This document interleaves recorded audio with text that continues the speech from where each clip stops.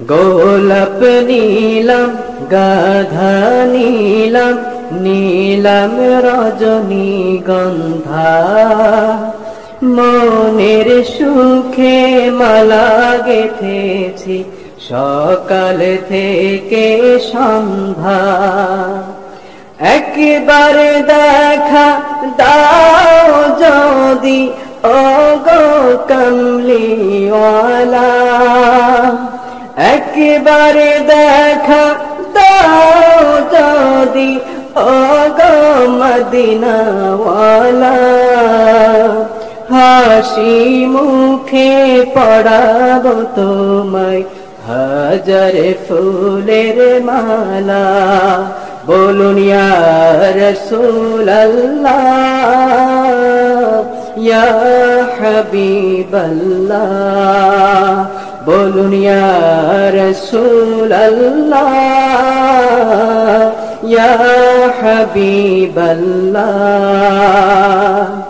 সাদা ফুলকে প্রশ্ন করি রংটি কোথায় পেলে নবীজির দাঁত মোবারক সাদা ছিল বলে ও সাদা ছিল বলে তাই সাদা ফুলকে তুলে তুলে গেথে রাখলাম মালা হাসি মুখে পড়াবো তোমায় হাজার ফুলের মালা বলুন ইয়া রাসূলুল্লাহ ইয়া হাবিবাল্লাহ বলুন ইয়া রাসূলুল্লাহ ইয়া হাবিবাল্লাহ বলুন ইয়া রাসূলুল্লাহ ইয়া হাবিবাল্লাহ সকলে পড়ুন সাল্লাল্লাহু আলাইহি ওয়াসাল্লাম সরাসরি আমরা আলোচনার ভিতরে ঢুকে যাব ইনশাআল্লাহ আল্লাহ রাব্বুল আলামিন আমাকে যেন আমল করার নিয়তে বলা এবং আপনাদেরকেও যেন ধৈর্য সহকারে শুনবার তৌফিক দান করেন সকলে বলেন না আল্লাহুম্মা আমিন সম্মানিত হাজিরিন এই যে মাসটা আরবি মাস আমাদের মাস থেকে বিদায় নিয়ে চলে গেল সেই মাসটার নাম কি আমরা কোরবানি করি কোন মাসে আরবি কথা বলেন জিলহজ মাস সম্মানিত হাজিরিন এই মাসটা আমাদেরকে কি শিক্ষা দিয়ে গেল এই মাসটা আজকে আমাদের কি শিক্ষা দিয়ে গেল এই যে মাসটা আমাদের মাস থেকে বিদায় নিয়ে চলে গেল সম্মানিত হাজিরিন আজকে এই যে জিলহজ মাসে এই যে কোরবানি আমরা করে থাকি মুসলিম উম্মাহ যাদের উপরে কোরবানি করা ওয়াজিব তারা কোরবানি করে এর পিছনে অনেক কিন্তু ব্যাকগ্রাউন্ড আছে কথা বলেন ঠিক না বেঠিক জাতির পিতা হযরত ইব্রাহিম আলাইহিস সালাতু ওয়াস সালাম এবং তার সন্তান ইসমাঈল আলাইহিস সালাতু ওয়াস সালাম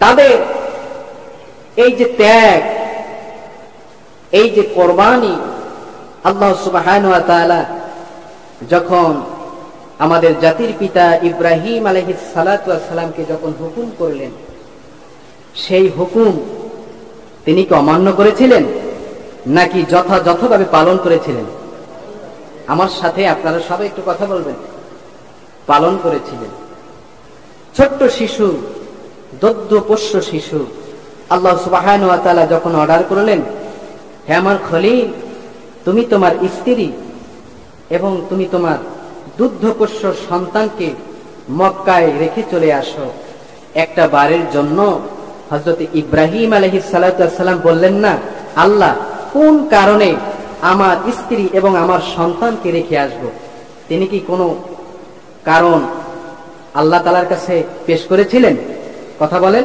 না যখনই আল্লাহ সুবহানাহু ওয়া তাআলার অর্ডার হয়েছে সাথে সাথে তিনি আর লেনটি করলেন না তার স্ত্রী হাজার এবং তার সন্তান ইসমাইল আলাইহিস সালাতু ওয়াস সালামকে সেই মক্কা নগরীতে রেখে চলে আসলেন। এটা কি একটা পরীক্ষা নয়? আল্লাহ সুবহানাহু ওয়া তাআলার তরফ থেকে কি একটা পরীক্ষা নয়? পরীক্ষা।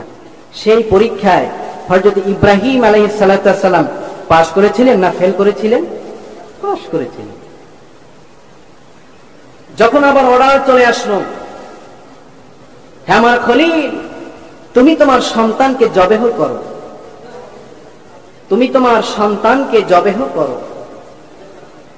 তিনি আর দেরি করলেন না, তিনি আর লেন্টি করলেন না, সাথে সাথে আল্লাহ সুবহানাহু ওয়া তাআলার হুকুম পালন করার জন্য তিনি তার সন্তান ইসমাইল আলাইহিস সালাতু ওয়াস সালামকে মিনা প্রান্তরে নিয়ে চলে গেলেন তাকে জবেহ করার জন্য। এখানে হযরত ইব্রাহিম আলাইহিস সালাতু ওয়াস সালাম আল্লাহ সুবহানাহু ওয়া তাআলাকে বললেন না, আল্লাহ কোন কারণে আমি আমার সন্তানকে জবেহ করব? এই কথা কি ইব্রাহিম আলাইহিস সালাতু ওয়াস সালাম বলেছিলেন? বলেন নাই। কার হুকুম? আল্লাহর হুকুম। সম্মানিত হাজিরিন, এই কারণে আমরা যারা ঈমানদার, যারা আমরা দাবি করি, আমাদের জীবনেও কিন্তু অনেক পরীক্ষা আসবে। আসবে কি আসবে না? অনেকের জীবনে কিন্তু পরীক্ষা আসবে।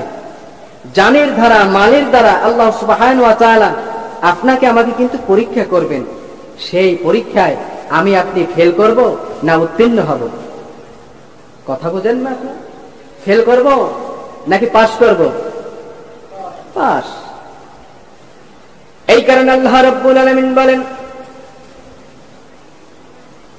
আলিফ লাম মিম আহসিবান নাসু আন ইউতরাকু আন ইয়াকুলু আমান্না ওয়া হুম লা ইফতানুন।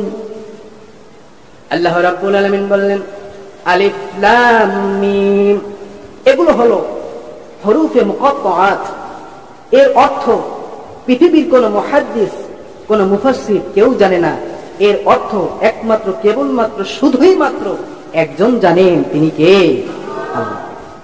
আল্লাহ রাব্বুল আলামিন পরের আয়াতে কত সুন্দর এবং চমৎকার করে আল্লাহ রাব্বুল আলামিন কোট করে দিয়েছেন, আহাসিবান নাস, মানুষ কি মনে করেছে, আইয়ুতরাকু আইয়াকুলু আমান্না ওয়া হুম লা ইফতানুন।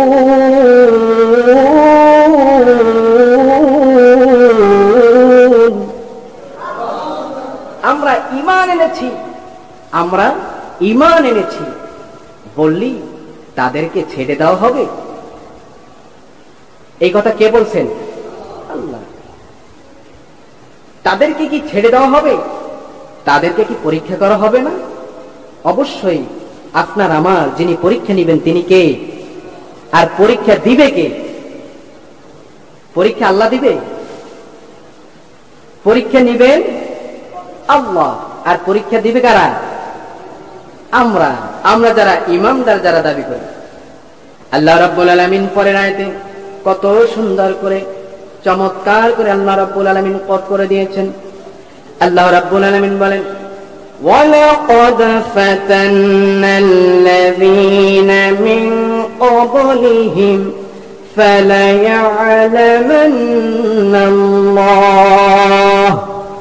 فَلَيَعْلَمَنَّ اللَّهُ الَّذِينَ صَدَقُوا وَلَا يَعْلَمَنَّ الْكَاذِبِينَ।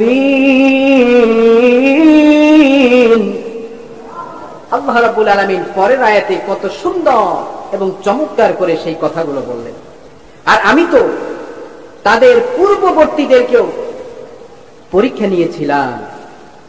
আমাদের আগে যারা ছিলেন, যত নবী পয়গম্বর আল্লাহ সুবহানাহু ওয়া তাআলা এই পৃথিবীর জমিনে পাঠিয়েছিলেন, সবারই কি পরীক্ষা দেওয়া লেগেছিল কি লাগে নাই? লেগেছিল। সাহাবীরা তারাও কি পরীক্ষা দেন নাই? দিয়েছেন। আর আমরা যারা ইমানদার যারা দাবি করি, আমাদেরও পরীক্ষা দেওয়া লাগবে কি লাগবে না? আল্লাহ সুবহানাহু ওয়া তাআলা এই জন্যই পরীক্ষা করবেন, কারা ইমানের দাবিতে সত্যবাদী আর কারা ইমানের দাবিতে মিথ্যাবাদী। এই পৃথিবীর জমিনে কেউ না জানলে একজন জানেন, তিনি কে? আল্লাহ। সম্মানিত হাজিরিন আমার, জাতির পিতা হযরত ইব্রাহিম আলাইহিস সালাতু ওয়াস সালাম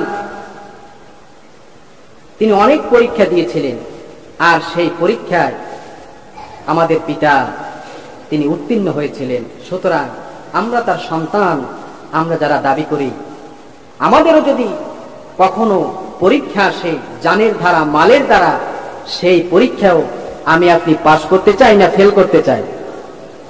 পাস করতে চাই না ফেল করতে চাই? পাস করতে চাই। আল্লাহ সুবহানাহু ওয়া তাআলার কাছে আমরা ফরিয়াদ করি, আল্লাহ সেই পরীক্ষায় আপনি আমাদেরকে উত্তীর্ণ হওয়ার মতন যোগ্যতা দান করে দিন। সকলে বলেন না আমিন। সম্মানিত হাজিরিন আমার, হযরত ইব্রাহিম আলাইহিস সালাতু ওয়াস সালাম তিনি তার জাতিদেরকে, তার কওমদেরকে তিনি দাওয়াত দিলেন। একটু চিন্তা করে দেখেন, যে কওমের ভিতরে আল্লাহ সুবহানাহু ওয়া তাআলা হযরত ইব্রাহিম আলাইহিস সালাতু ওয়াস সালামকে নবী হিসাবে পাঠিয়েছিলেন, অন্যান্য নবীদের মতন তিনিও যখন তার কওমদেরকে দাওয়াত দিলেন, তার সেই কওম হযরত ইব্রাহিম আলাইহিস সালাতু ওয়াস সালামের দাওয়াত গ্রহণ করেছিলেন, নাকি তার দাওয়াত থেকে আল্লাহ সুবহানাহু ওয়া তাআলার তাওহীদের দাওয়াত পাওয়ার পরেও তারা সেই দাওয়াত তারা প্রত্যাখ্যান করেছিলেন? আল্লাহ সুবহানাহু ওয়া তাআলা তাদের কপালে হেদায়েত লেখেন নাই। সম্মানিত হাজিরিন আমার, সেই কথাও আল্লাহ রাব্বুল আলামিন সূরা আনকাবুত এর ভিতরে আল্লাহ রাব্বুল আলামিন কোট করে দিয়েছেন। হযরত ইব্রাহিম আলাইহিস সালাতু ওয়াস সালাম তিনি তার কওমদেরকে কিভাবে দাওয়াত দিয়েছিলেন, সেই কথা আল্লাহ রাব্বুল আলামিন সূরা আনকাবুতের ভিতরে কোট করে দিয়েছেন। হযরত ইব্রাহিম আলাইহিস সালাতু ওয়াস সালাম কিভাবে তার জাতিদেরকে, তার গোত্রদেরকে দাওয়াত দিচ্ছিলেন শুনেন। ওয়া ইব্রাহিম إذ قال لقومه اعبدوا الله واتقوه ذلكم خير لكم إن كنتم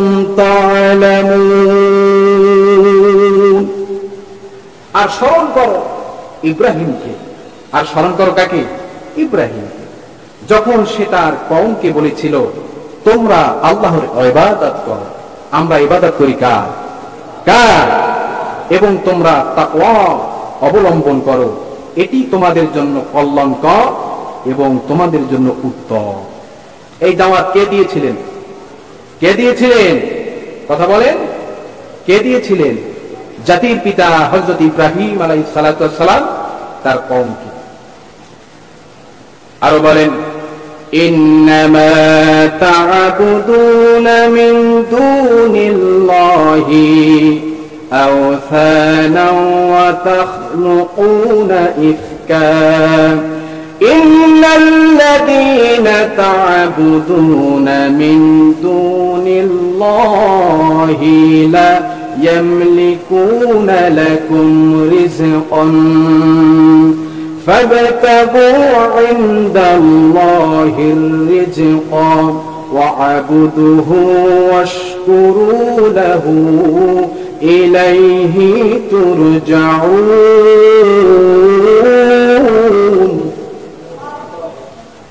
হযরত ইব্রাহিম আলাইহিস সালাতু ওয়াস সালাম তার কওমদেরকে তিনি আরো সুন্দর করে, চমৎকার করে যখন দাওয়াত দিচ্ছিলেন, আল্লাহ রাব্বুল আলামিন সেই কথা কোরআনের ভিতরে কোট করে দিয়েছেন। ইব্রাহিম আলাইহিস সালাম বললেন, তোমরা তো আল্লাহকে বাদ দিয়ে মূর্তিগুলোর পূজা করেছো এবং মিথ্যা বানাচ্ছো। নিশ্চয়ই তোমরা আল্লাহ ছাড়া যাদের উপাসনা করো তারা তোমাদের জন্য রিজিকদাতা নয়। আমাদের রিজিকদাতা কে? আস্তে বলবেন না, জোরে বলুন কে? সুতরাং তোমরা রিজিক তালাশ করো তার ইবাদত করো এবং তার প্রতি কৃতজ্ঞতা প্রকাশ করো। আমরা সব জায়গায় সকল ক্ষেত্রে আমরা কার কৃতজ্ঞতা প্রকাশ করব? তার কারণ হলো আমাদের এবং সবাইকে আল্লাহ তাআলার কাছে প্রত্যাবর্তন হতে হবে। কথা বলেন ঠিক না বেঠিক? সম্মানিত হাজিরিন আমার, এইভাবে হযরত ইব্রাহিম আলাইহিস সালাম তিনি যখন তার কওমদেরকে যখন দাওয়াত দিচ্ছিলেন, তার কওমেরা সেই দাওয়াত প্রত্যাখ্যান করেছিলেন, বরং তারা সেই আল্লাহর তাওহীদের দাওয়াত তারা গ্রহণ করে নাই। সুতরাং তাই নয় আমার দিনী ভাইয়েরা, হযরত ইব্রাহিম আলাইহিস সালাম তিনি তার বাবাকেও কত সুন্দর করে দাওয়াত দিয়েছিলেন, কিন্তু তার পিতা আজ পর্যন্ত সেই দিনের দাওয়াত গ্রহণ করেন নাই। সম্মানিত হাজিরিন আমার, সেই কথা আল্লাহ রাব্বুল আলামিন কত সুন্দর করে চমৎকার করে আল্লাহ রাব্বুল আলামিন সেই কথা সূরা মারইয়ামের 41 নম্বর থেকে 45 নম্বর আয়াতে কত সুন্দর করে কোট করে দিয়েছেন। হযরত ইব্রাহিম আলাইহিস সালাম তার পিতাকে যখন দ্বীনের দাওয়াত দিচ্ছিলেন, তার পিতাকে যখন তাওহীদের দাওয়াত দিচ্ছিলেন, তার পিতা সেই দাওয়াত গ্রহণ করেন নাই। হযরত ইব্রাহিম আলাইহিস সালাম তার পিতাকে যেই দাওয়াত দিচ্ছিলেন, সেই কথা আল্লাহ রাব্বুল আলামিন কিভাবে বললেন?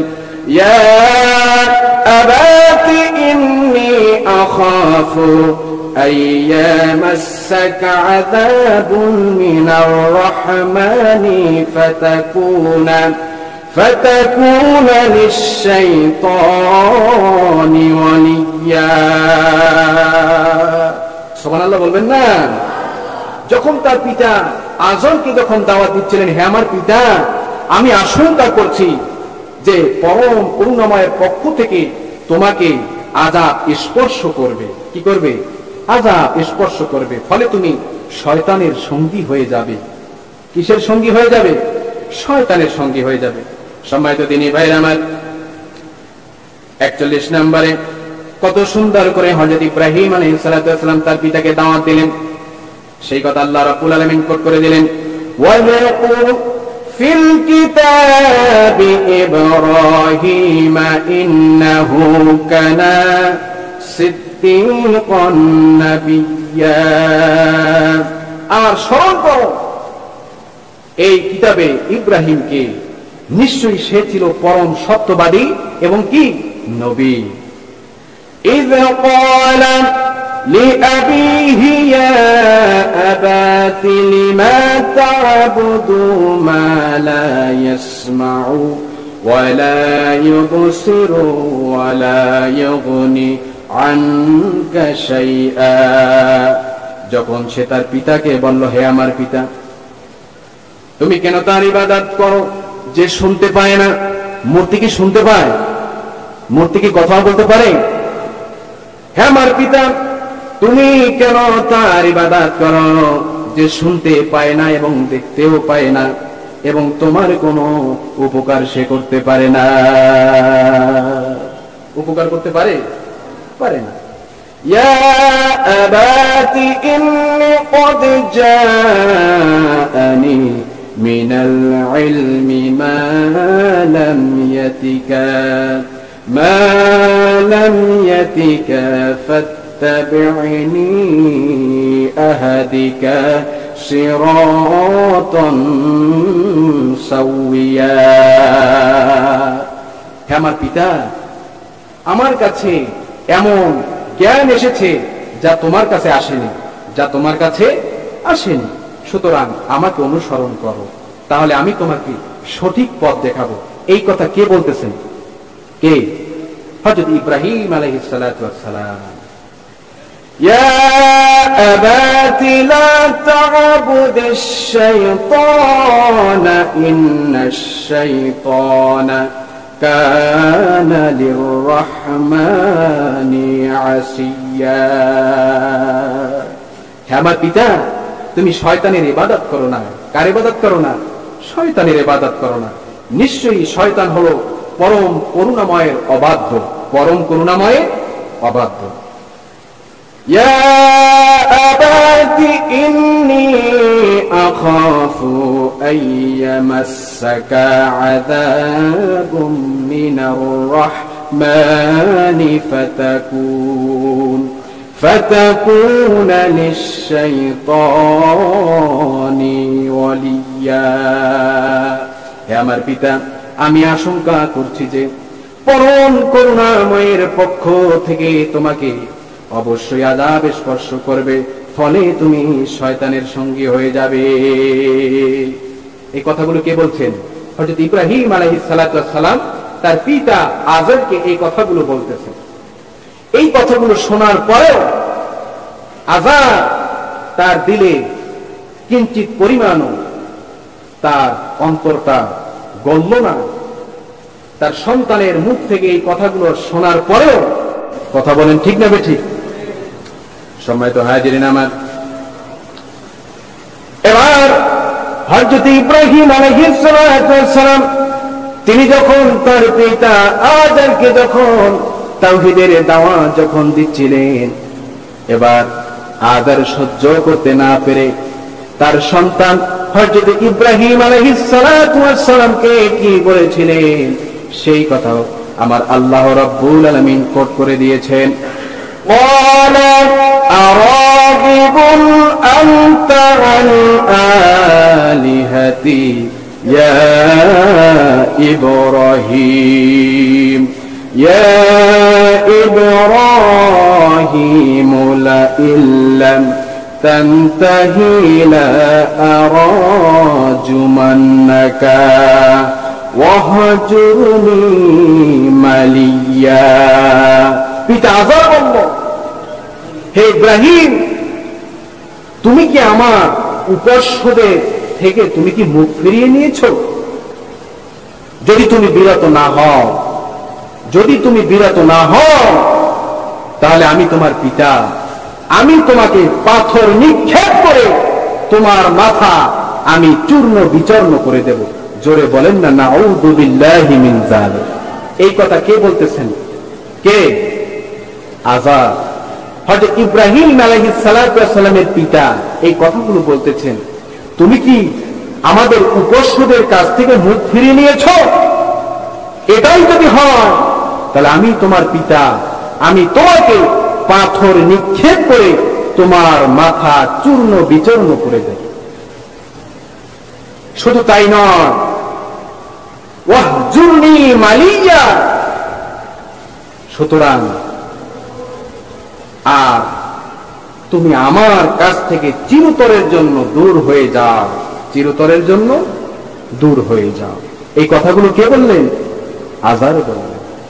সম্মানিত হাজিরিন, এই কথাগুলো শোনার পরেও হযরত ইব্রাহিম আলাইহিস সালাতু ওয়াস সালাম তিনি কি বললেন সেই কথা আল্লাহ রাব্বুল আলামিন পবিত্র কুরআনুল কারীমের সূরা মারিয়ামের ভিতরে কোট করে দিয়েছেন। খারাপ লাগতেছে নাকি আপনাদের? খারাপ লাগতেছে?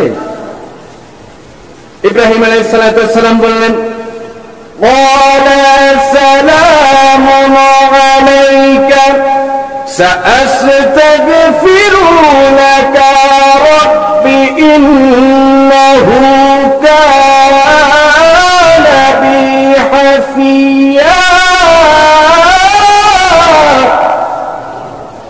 ইব্রাহিম বলল, তোমার প্রতি সালাম, তোমার প্রতি কি সালাম, আমি আমার রবের কাছে তোমার জন্য ক্ষমা চাইব। কার কাছে? রবের কাছে। সন্তান হয়ে পিতার জন্য কি আল্লাহ তাআলার কাছে কি করে? ক্ষমা চাওয়ার জন্য দোয়া করে। তার কারণ হলো নিশ্চয়ই তিনি আমার প্রতি বড়ই অনুগ্রহশীল। সম্মানিত হাজিরিন, এই আলোচনা করতে গেলে আমি আপনাদেরকে কোরআনের আয়াত থেকে আস্তে আস্তে সামনে নিয়ে এসেছি। এরপর কি যে পরীক্ষা ইব্রাহিম আলাইহিস সালাতু ওয়াস সালামকে আল্লাহ রাব্বুল আলামিন করেছিলেন, আর সেই পরীক্ষায় হযরত ইব্রাহিম আলাইহিস সালাতু ওয়াস সালাম পাশ করেছিলেন। নমরুদ বিশাল অগ্নিকুণ্ড বানালো, ইব্রাহিম আলাইহিস সালাতু ওয়াস সালামকে নিক্ষেপ করবে। এর ভিতরে অনেক ব্যাখ্যা, অনেক